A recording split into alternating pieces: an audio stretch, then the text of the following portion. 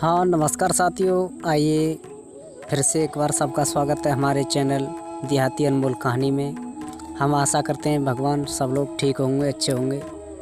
हम प्रभु से प्रार्थना करें भगवान सब लोग सुखी रहें, अच्छे रहें, आगे बढ़ती रहें। आ जाइए इस कहानी की तरफ। वक्तों एक बार की बात है, शाम का वक्त था, ठंड का मौसम था, बारिश होने के लिए संभावना थी। आकाश में बादल गरज रहा था, घटा उठी हुई थी।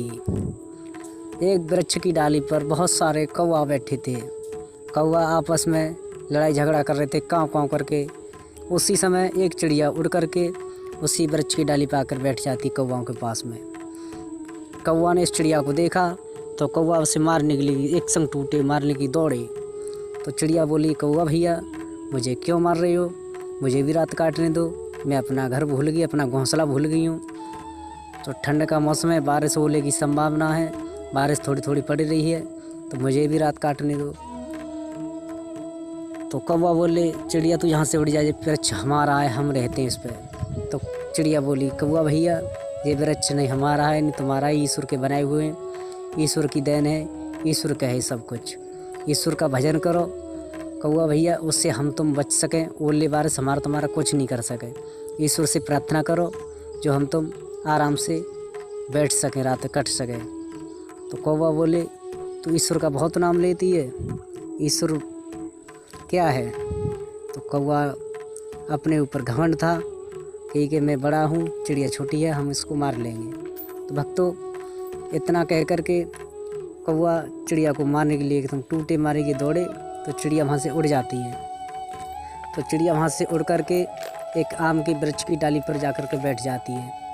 तो भक्तों उस आम की वृक्ष की डाली पर चिड़िया बैठ कर के भगवान का भजन कर रही है, भगवान की प्रार्थना कर रही है, ईश्वर से विनती कर रही है। भक्तों उसी समय ओले बारिश से उसी वृक्ष की एक डाली टूट जाती है, तो वृक्ष की जड़ में जाके गिर जाती है। तो उसमें थोड़ी जगह हो जाती है, तो चिड़िया ने उसमें जगह देखी, तो चिड़िया वहाँ से उड़ करके उसी जगह में जाके घुस जाती है, उसमें दबक जाती है। तो भक्तों जो बारिश हो रही थी तो चिड़िया तो वहाँ पर दबक जाती है। जो बारिश ओले जो ज़्यादा हुए थे तो उसमें कुछ कौवा घायल हो गए, कुछ कौवा मर गए। भक्तों क्योंकि उनको भगवान के ऊपर विश्वास नहीं था, चिड़िया को भगवान के ऊपर विश्वास था, तो चिड़िया बिल्कुल सेफ है, भगवान का भजन कर रही है, ईश्वर से विनती कर रही है।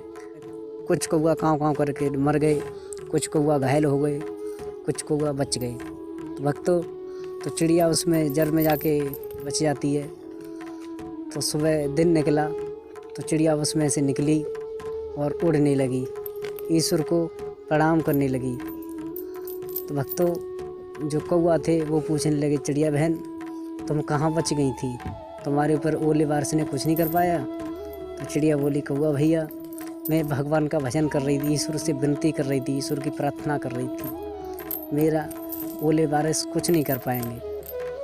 तो कौवा बोले, चिड़िया बहन हमारे साथी तो बहुत मर गए, रात कुछ घायल हो गए। तो चिड़िया बोली, कौवा भैया तभी तो हम कह रहे थे ईश्वर का भजन करो, ईश्वर की प्रार्थना करो, ईश्वर से विनती करो, तुम्हारे ऊपर कुछ नहीं होगा।